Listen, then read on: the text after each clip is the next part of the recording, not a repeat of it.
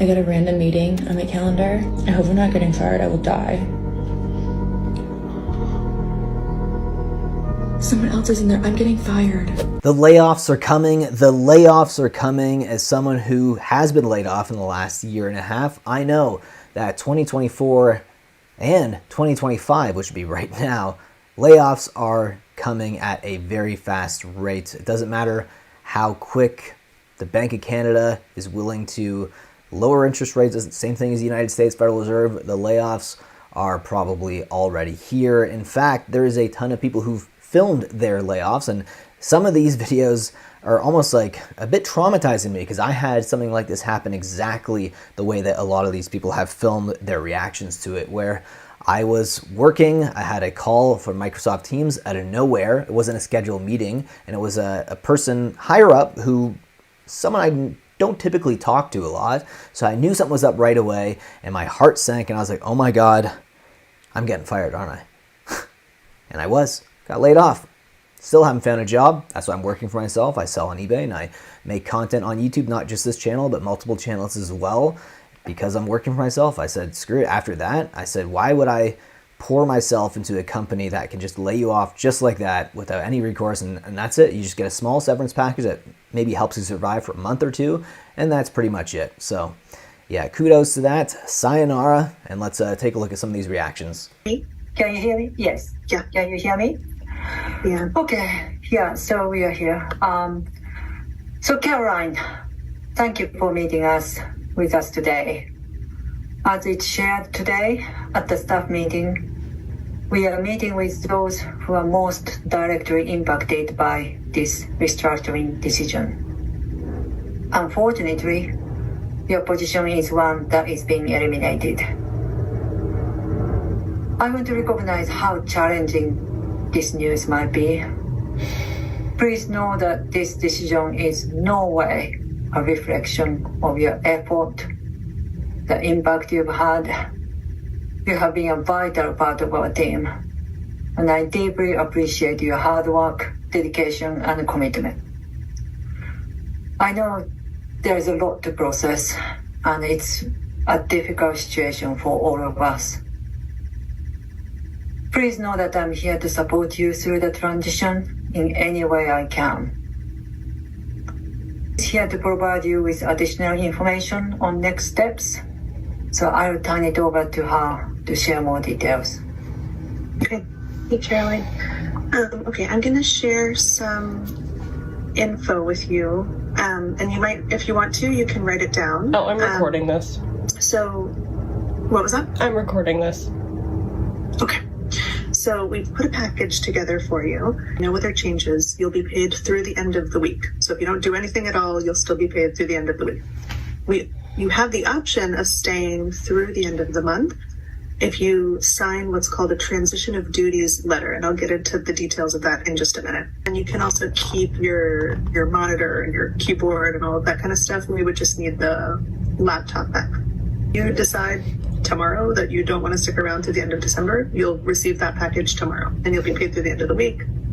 And then you'll have time to go through that package.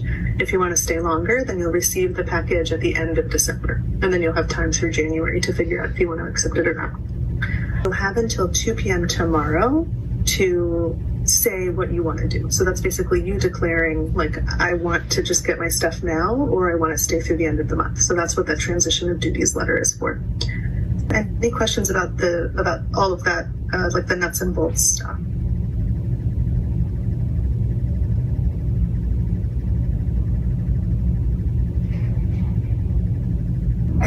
I understand this news comes with a lot of emotions, and you need time to process this information. Please feel free to take the rest of the day off today, or if you like to talk with me or talk to your manager, we are here. And any other question you have now? Brutal. That really does bring back some awful feelings and memories that I've had. Literally almost exactly like that, except I wasn't as emotional because I did have a bit of a side hustle going on at the time that I was let go. So I wasn't overwhelmed and panicked, but I do know people who were laid off as well at my company who were in that situation. They were kind of panicked and stuff. It's very scary to get laid off that way, especially like over like Zoom. It feels even more like not personal, especially if you've dedicated a long time to a company. Let's say you're there for 7-8 years and they just call you on Zoom and like, yeah, we're getting rid of your position. Sorry about that. All right, well, good luck with your TikToks. See ya. I got a random meeting on my calendar. I hope I'm not getting fired. I will die. Someone else is in there. I'm getting fired. Oh my God, I'm getting fired. Hello. Good morning, Decker. Good morning. How are you? Fine, thank you. I asked who I think you know to join us for this call. She is our HR representative. We've got some updates we'd like to share with you this morning. Okay. While we originally believed that we would be integrating we've instead determined that it was best for us to refocus the agency. Unfortunately, as you may know, the lack of growth and the decline in our client revenue has negatively impacted our business beyond what we can sustain. And it's forced us to make what are very difficult decisions to eliminate roles within the agency. And this includes the elimination of your role, making today the last day. Please know that it was a very difficult decision. Okay, thank you. I really appreciate it. Thank you, Heather. I wish you the best. Thank you, you too. Bye. Bye.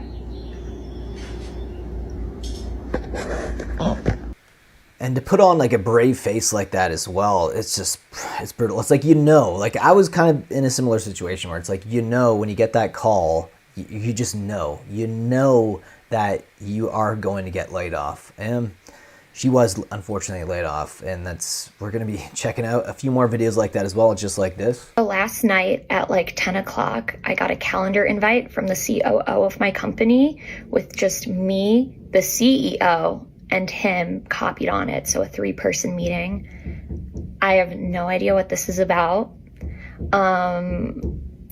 My first suspicion is that I'm getting fired. I don't know, but I haven't had any warnings before about my performance or anything. So it's just really odd to get a calendar invite out of the blue from the CEO and COO for the following morning. I'm about to join this Zoom meeting and I'm going to film joining. And it's only 15 minutes long. Hello. Hey, Grace. Hi. How are you guys?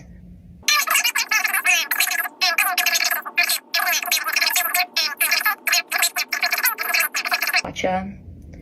Well, honestly, I really enjoyed my time working with you guys. You all have been awesome to work with, I think, the past 9 months. Just overall really grateful for this experience and wish you guys the best. Thank you guys. Bye. Guess I'm a full-time influencer now. Yeah, I assume a lot of people, if the first thing you're thinking about is filming your reaction to getting laid off, then yeah, I guess like that would be something that'd be on your mind to be an influencer, right? So that is pretty brutal. Again, bringing back some awful memories that I've had being in the same situation, and it really does suck to know that when you get that call, you are getting laid off. But there's so many reasons for being laid off. It's not just poor performance. Sometimes it's companies restructuring. There's also incentives. If you're like a publicly traded company that you work for, they do layoffs sometimes around the holiday times because that actually gives them more cash that they can do to maybe do stock buyback or raise the capital flow for the company, pushing the stock price up. That is a practice, putting profits over people. That is a lot of crazy practices. That's part of some crazy practices that companies put ahead of their employees. So it pisses me off more than hearing about people being laid off right before the holidays. You will never be able to convince me that these organizations don't know exactly what they're doing by waiting until the end of the year to fire people with no regard on how it'll affect them, with no regard the financial burden that'll come to them and their families. They know exactly what they're doing, okay? I'm not sure what's going on in those meetings, if they're saying it's performance-based or, we're so sorry, we never saw this coming. We know the timing is not ideal. It's out of our hands. Bullshit. Okay, let me tell you the top 4 reasons why these companies will continue to do mass layoffs right before the holidays, right before the end of the year, and it will piss you off, okay, if you're not pissed off already. Number 1, shocker, cost cutting for year-end financials. A lot of companies will aim to reduce expenses right before the end of the year so that they can meet or exceed their financial metrics. And the quickest way to do that is through layoffs, okay? Nothing is more expensive than the workforce. So layoffs are a good way in the eyes of these companies to boost profitability and limit losses right before they send out year-end reports. They will much rather look good in the eyes of the stakeholders than do good by the employees that have dedicated parts of their lives to that company. It's really sad. Number 2, tax and accounting advantages. I told you it'll piss you off. So if a company does layoffs before the end of the fiscal year, it will allow them to classify severance packages and restructuring costs as tax write-offs.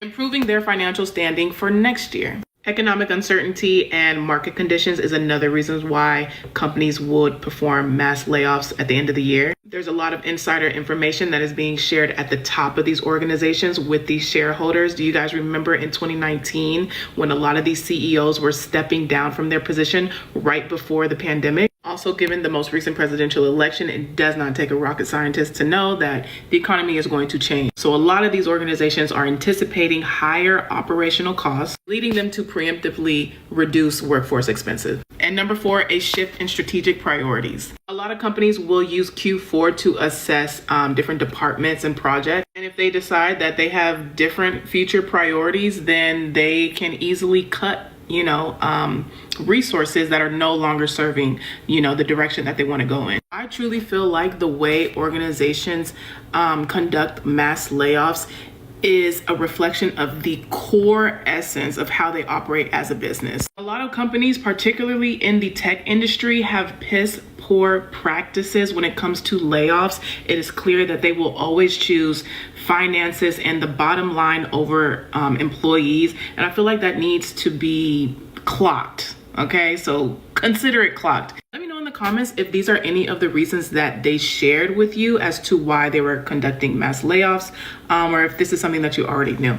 Profits over people. Yeah, and I work for a tech company as well, so I know very well what she's talking about. So we have one final video of someone getting laid off, and guess what? It's looking like it's in the consulting and tech industry as well. So let's take a look at this one. Hello. Hey Donald, how are you? Good, Dan. How are you? Good. I don't know if we've met before. Thanks for meeting us today. I can't remember if we've met in a previous time. I don't know that we have, but I'm a partner in our technology and transformation practice. I've asked Shannon here from our people team to join us too. I'm assuming you're in a spot where you can talk here for a bit. Yeah. I have time. Yeah, good. Well, so I you may have heard over the past several months we've been working to transform areas of the firm and align our workforce to really kind of accelerate our business strategy. And as consulting business, it's important for us to kind of remain competitive and position ourselves for the future. And so this exercise that the firm's going through, it's involved a lot of moving talent and skill sets to the right areas where we need them the most. And it's also required us to make some tough decisions that do impact the workforce. And unfortunately, as a result, after a lot of careful consideration, your role is being eliminated and that, employment ends on October 18th. And we'll obviously handle notifying all the relevant team members and other, stakeholders as we need to. And I just, I want to be the kind of wanted to tell you here and just give you, that heads up on that. And I understand it's difficult and I do want to thank you for all you've done for your time at PwC, and Jody here will go through all the details of kind of offboarding and next steps and be able to answer any questions you have. And obviously we'll Oh God, well, kudos to him. He really took that well. Like his reaction to it was pretty good. He's someone who probably knew it was coming. That's, again, like your instinct might just catch you off guard, but if you are, got your pulse looking at the economy, taking a look at the stock market, everything, you'll probably have a better idea of the economy as a whole and how it's doing. And right now, the economy is not doing well. So if you guys are ones with jobs right now as you're watching this, I would say hold on to them, honestly, because the job market right now is not very good, and the layoffs, they might be coming. So definitely save if you can. If you're in that position, just be smart with your money, because we are hitting some bad times in 2025. So again, be prepared. Anyways, guys, hope you enjoyed today's video. If you did, leave a like down below. Subscribe if you are new to the channel, and I will see you guys in the next video. Take care.